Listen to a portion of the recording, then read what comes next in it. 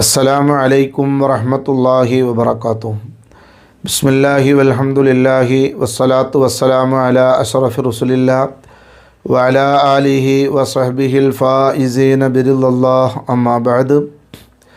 ഏറ്റവും സ്നേഹാദരവുകൾ നിറഞ്ഞ മുഅ്മിനുകളെ മുഅ്മിനാത്തുകളെ, പരിശുദ്ധ റമദാനു ശരീഫിൻ്റെ പവിത്രമായ 27-ാം രാവിനെ നാം ഒക്കെ കഴിവിൻ്റെ പരമാവധി ഉപയോഗപ്പെടുത്തി അല്ലാഹു സുബ്ഹാനഹു വ തആല നമ്മൾ ചെയ്ത എല്ലാ സൽക്കർമ്മങ്ങളും നമ്മിൽ നിന്ന് കബൂലാക്കട്ടെ.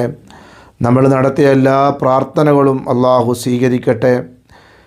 പരിശുദ്ധ റമദാനു ശരീഫിൻ്റെ ഇനിയുള്ള ദിവസങ്ങളും അതിൻ്റെ പവിത്രത കാത്തു സൂക്ഷിച്ച് സൽക്കർമ്മങ്ങൾ ചെയ്ത് മുന്നോട്ട് പോകാൻ അല്ലാഹു നമ്മെ സഹായിക്കട്ടെ. ബിറഹ്മതിക യാ അർഹമർ റഹീമീൻ. ബഹുമാനികളെ, ഇനിയുള്ള ദിവസങ്ങൾ നാമൊക്കെ പെരുന്നാളിനെക്കുറിച്ചുള്ള ആലോചനകളിലും അതുപ്രകാരം തന്നെ പുതിയ ഡ്രസ്സ് വാങ്ങുന്ന തിരക്കിലൊക്കെയാണ്.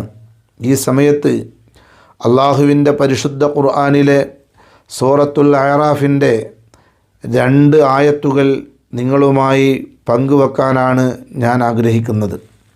അള്ളാഹു സുബ്ഹാനഹു വ തആല പറയുകയാണ്, അഊദു ബില്ലാഹി മിനശ് ശൈത്വാനിർ റജീം ബിസ്മില്ലാഹിർ റഹ്മാനിർ റഹീം യാ ബനീ ആദമ ഖദ് അൻസൽനാ അലൈക്കും ലിബാസ.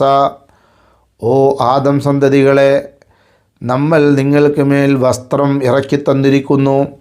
എന്ന് പറഞ്ഞാൽ വസ്ത്രത്തിനാവശ്യമായതെല്ലാം അള്ളാഹു ഭൂമിയിൽ സംവിധാനിച്ചിരിക്കുന്നു.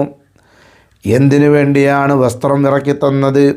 യുവാരി സൗആത്തിക്കും, നിങ്ങളുടെ നാണം മറക്കാൻ വേണ്ടി, വരീഷ അലങ്കാരത്തിനു വേണ്ടിയും, വലിബാസു തഖ്വാ ദാലിക ഖൈർ, തഖ്വയുടെ വസ്ത്രമാണ്.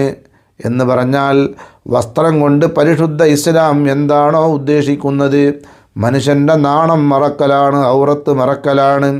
അങ്ങനെയുള്ള വസ്ത്രമാണ് ഏറ്റവും നല്ലത്. ദാലിക മിൻ ആയാത്തില്ലാഹ്, അത് അല്ലാഹുവിൻ്റെ ദൃഷ്ടാന്തങ്ങളിൽപ്പെട്ടതാണ്. ലഅല്ലഹും യദ്ദക്കറൂൻ, അവർ ചിന്തിക്കാൻ വേണ്ടി എന്ന് പരിശുദ്ധ ഖുർആൻ. നമ്മൾ വസ്ത്രം വാങ്ങുമ്പോൾ നമ്മൾ വസ്ത്രം വാങ്ങുന്നതിൻ്റെ ലക്ഷ്യം എന്തായിരിക്കണം എന്ന് അള്ളാഹു പഠിപ്പിക്കുകയാണ്. ഔറത്ത് മറക്കലായിരിക്കണം. അതുകൊണ്ട് തന്നെ ഔറത്ത് മറയുന്ന രൂപത്തിലുള്ള വസ്ത്രമായിരിക്കണം നമ്മൾ വാങ്ങേണ്ടതും നമ്മുടെ കുട്ടികൾക്ക് വാങ്ങി നൽകേണ്ടതും എന്ന്.